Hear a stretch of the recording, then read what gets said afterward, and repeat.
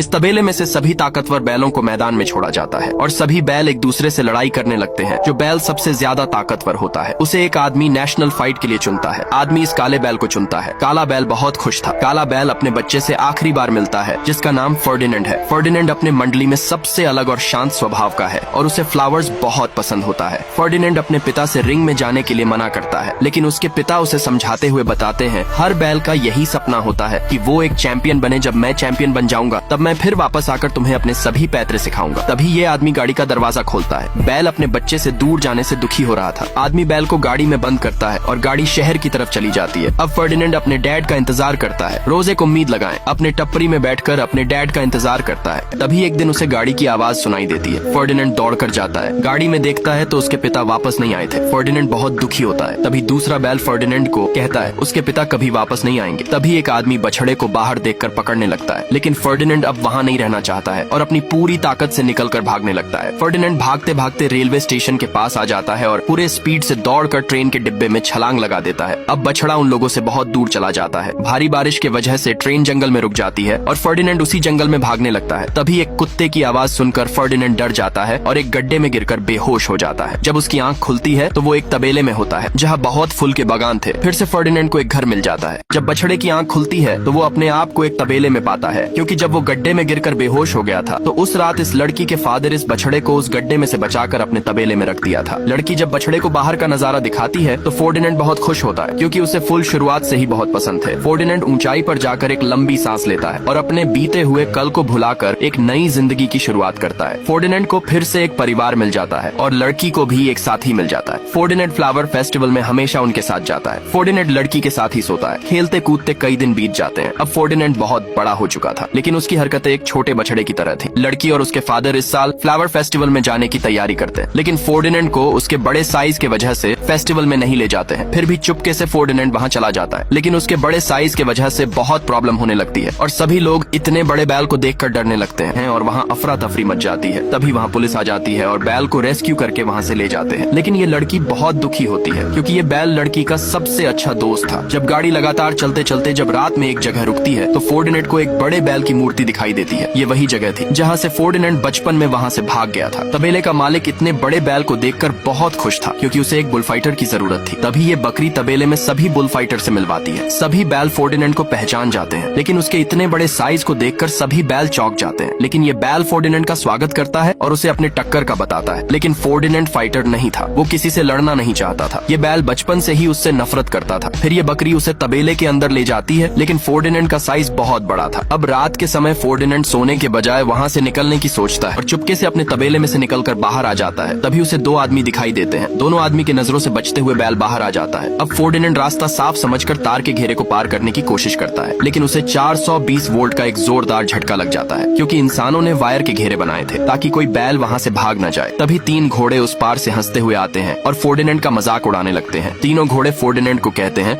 ये जगह हम शानदार घोड़ों का है, अगर तुम अगली बार से इस पार आने की कोशिश करोगे तो हम इंसानों को बता देंगे। फर्डिनेंड दुखी निराश होकर वापस तबेले में चला जाता है। अगली सुबह तबेले में एक आदमी कार से आता है। ये आदमी कोई और नहीं, ये वही आदमी है जो हमेशा बुल फाइट के लिए एक बुल सेलेक्ट करता है और कमजोर बैल को मार देता है। लेकिन इन सभी बैल को ये नहीं पता था। तबेले का मालिक सभी बैल को मैदान में छोड़ने को कहता है। सभी फाइटर बैल खुश थे, लेकिन फर्डिनेंड खुश नहीं था, क्योंकि वो सिर्फ अपने घर जाना चाहता था। जब सभी बैलों को मैदान में छोड़ा जाता है तो फर्डिनेंड लड़ने के बजाय बच रहा था। उसे लड़ने के लिए बकरी भी उकसाती है, लेकिन वो लड़ना नहीं चाहता था। तभी बुल सेलेक्ट करने आया आदमी तबेले के मालिक से कहता है तुम्हारे बुल्स में जोश और ताकत की बहुत कमी है। ये कहकर जाने लगता है। तभी तबेले का मालिक उस आदमी से एक दिन का मौका और मांगता है, लेकिन दूसरी तरफ फर्डिनेंड सिर्फ यहाँ से भागने का प्लान बना रहा था और एक रात सभी बैल को जगाकर उनको यहाँ से अपने साथ भागने को कहता है। लेकिन ये सनकी बैल फर्डिनेंड की एक नहीं सुनता है और उसे डरपोक और कमजोर बैल समझकर उससे लड़ाई करने लगता है। सनकी बैल फर्डिनेंड को एक जोरदार धक्का मारता है, जिससे दोनों तबेले के बाहर आ जाते हैं। ये बैल फर्डिनेंड को बार बार लड़ने के लिए उकसाता है, लेकिन फर्डिनेंड उससे नहीं लड़ना चाहता था। तभी ये बैल फर्डिनेंड से लड़ने लगता है। ताकतवर फर्डिनेंड के एक झटके से सनकी बैल का एक सिंग टूट जाता है। तभी ऊपर से वही आदमी फर्डिनेंड को फाइट के लिए चुनता है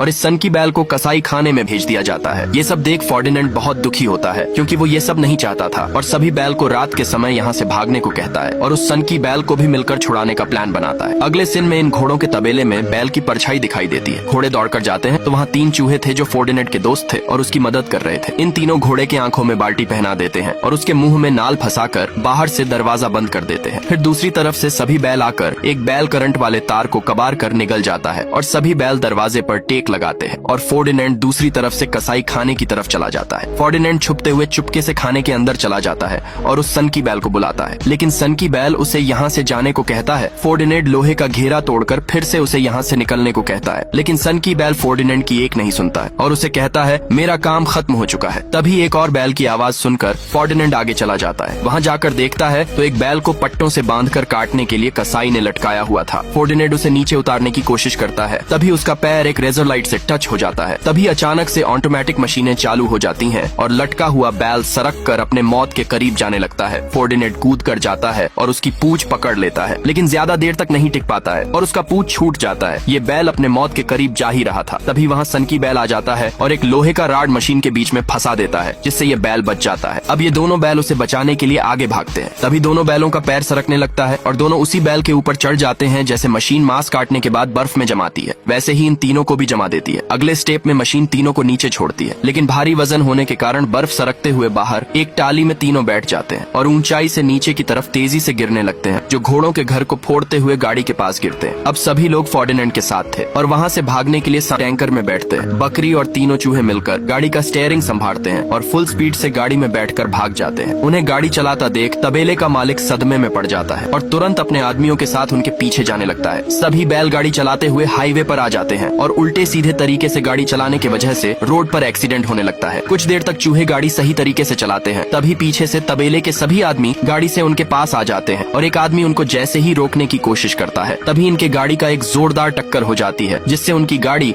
हाईवे के उस पार पलट जाती है। ये सभी बैल आगे जाकर एक बहुत बड़े जाम में फंस जाते हैं। सभी बैल रास्ता साफ होने का वेट कर ही रहे थे, तभी पीछे से बैल का मालिक आ जाता है। आदमी को पास आता देख सभी बैल गाड़ी में से निकलकर ट्रैफिक नियमों की धज्जियां उड़ाते हुए भागने लगते हैं, जिससे मार्केट में अफरा तफरी मच जाती है। बैल भागते हुए रेलवे स्टेशन के पास आ जाते हैं और एक रेल के सबसे लास्ट वाले डिब्बे पर सभी बैल चढ़ जाते हैं, लेकिन फर्डिनेंड उस पर नहीं चढ़ता है और अपने आप को उनके हवाले कर देता है।